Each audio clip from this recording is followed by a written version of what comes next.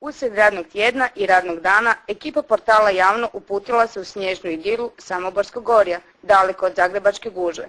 Teško da bismo si takav luksuz mogli priuštiti da nas tamo nije pozvao gradonačelnik Milan Bandić, koji na svoju vikendicu krenuo posaditi 13. božićno drvce. No ni tako ekološki pohvalno djelo nije prošlo bez muke. Samo ti kantu drži. Pusti me. Samo malo. Prvisko je. Zemlje trebamo šat da baca. Vrat natrag. Drži mi ovo drži. To drži. Vidim da ste preduboku ruku iskopali. Sve je u redu. Mora bi rahlo. Pusti. Evo, dobar. Ko bo? Tu, samo. Baš vam se posebno dopada ovaj Samobor, ovaj kraj? Dobro. Dobro, čovjek hode, kad bi imao više vremena, bilo bi bolje. Samo ja nemam vremena budice. A možda tu liječi srce i to kad imate... A sve je dobro. Samo čovjek nema vremena. Ima vremena, bilo bi bolje.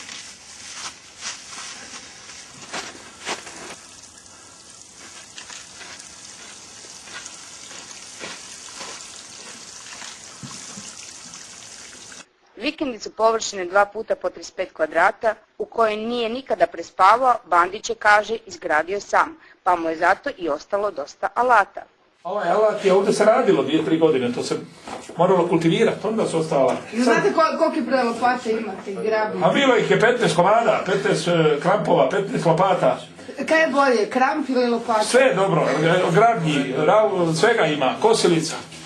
Znate kosić obično kosilica? Kako ne?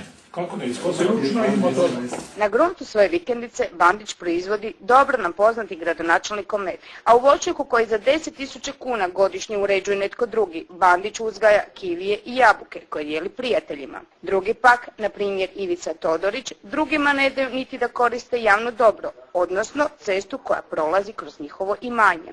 Ulica Timper u Lučićima zatvorena je zbog Todorićevog dvorca. To vi pitajte inspekciju, ne bi se to htjeli mešati. Ja ne znam o čemu se radi. Ne znam, nisam informiran ja. To treba vidjeti inspekcija kada je ko napravio.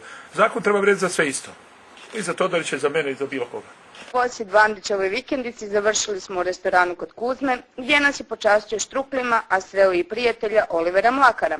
Hoće li gradonačelnik trajati koliko je legendarni voditelj, pokazat će vrijeme.